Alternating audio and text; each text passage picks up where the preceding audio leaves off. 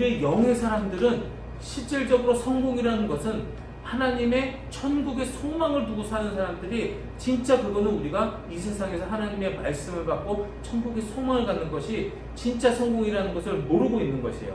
그러면서 굉장히 바르게 사는 것 같지만 정말로 이성적인 도구마에 빠져 있는 사람들인 거예요. 그래서 이를 역사적으로 보면은 계몽주의 시대라고 합니다.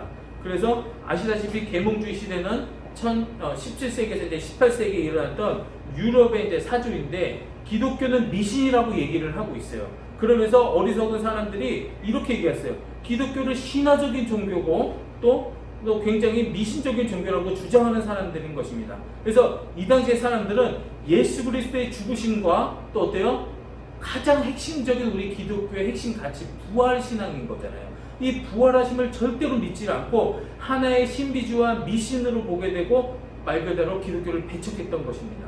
그래서 이성에게 우리가 이성적으로 이해가 되지 않으면 다 미신이라고 얘기하는 거예요. 신비주의에 속한 것이라고 철저하게 배척했던 것을 보게 됩니다. 그래서 이성만이 내가 이성적으로 이해되는 것만이 진리라고 얘기를 하는 거고 다른 것들 그 외의 것들은 다 잘못됐던 거라고 철저하게 배척하고 주장했던 것입니다.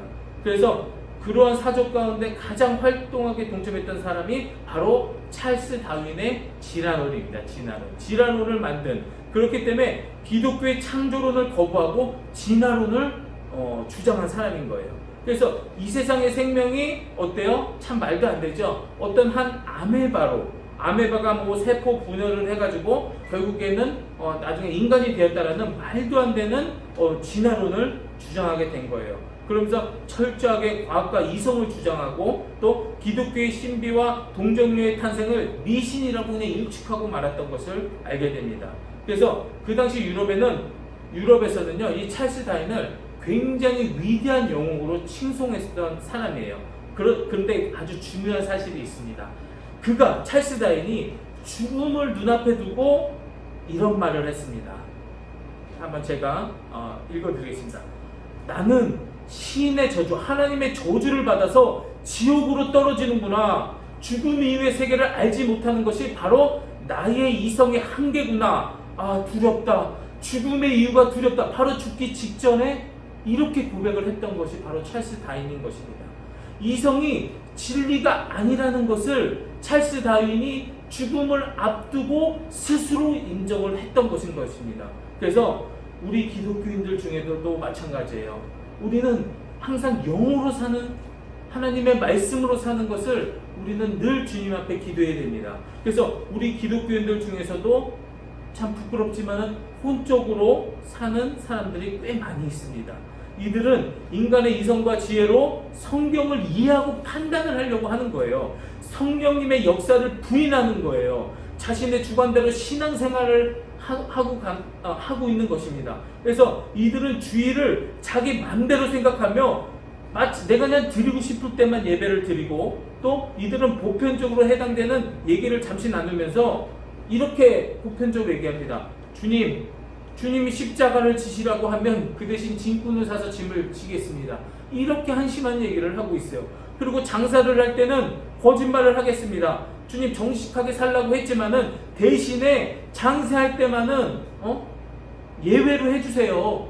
그리고 주님 원수를 사랑하라고 말씀하셨잖아요. 하지만 대신 그 원수에게 항복을 받고 그 원수를 굴복시킨 다음에 용서하겠습니다. 이렇게 얘기를 하고 있어요. 얼마나 안타깝습니까? 그리고 또 이런 얘기도 하고 있어요. 헌금을 드리라고 하면 헌금을 드리겠습니다. 다만 근데 액수가 중요한 건 아니잖아요. 그냥 나의 체면만 유지할 정도로 이 주보에 내 이름을 적힐 정도로만 이렇게 드릴 테니 제발 내 이름을 주보에 넣어주세요. 참 슬프죠.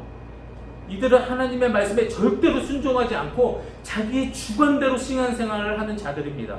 오늘 우리는 다윗처럼 신앙생활을 이성으로 또 혼으로 하고 있는지 아닌지 정말 우리의 자신을 점검해보고 살펴보는 지혜가 필요한 것입니다. 여러분, 마지막으로는 우리는 반드시 주님께서 주시는 말씀으로 영으로 거듭나는 사람이 되어야 되는 거예요. 영의 사람이 되어야 되는 거예요. 14절에 볼까요? 물론 하나님의 영으로 받은 그들은 곧 하나님의 아들이라. 아멘. 할렐루야. 자, 하나님의 영으로 인도함을 받은 사람. 우리가 늘 주의 종도를 통해서 말씀을 듣죠.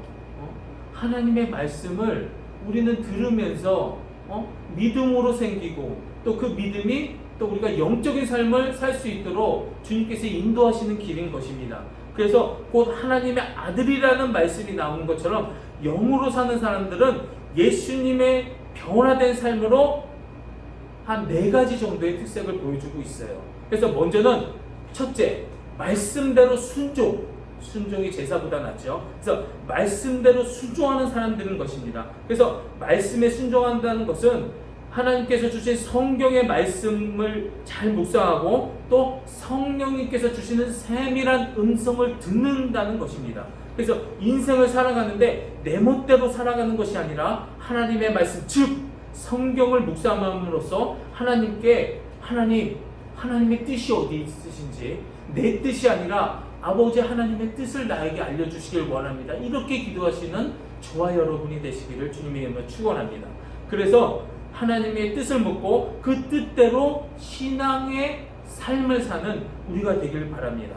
그러니까 영으로, 즉 말씀대로 산다는 것은 나의 자아를 죽이는 것이라고 합니다. 그래서 나의 자아를 죽였을 때 하나님께서 정말로 나에게 복을 주시고 은혜를 주시고 하나님의 놀라운 은혜로 말미암아 우리가 정말로 진실된 정말 이 땅 가운데 주님께서 주시는 빛과 소금의 역할, 즉 복음 증거자의 역할을 감당하며 살 수 있는 우리가 될 줄 주님의 이름으로 축원합니다. 아멘.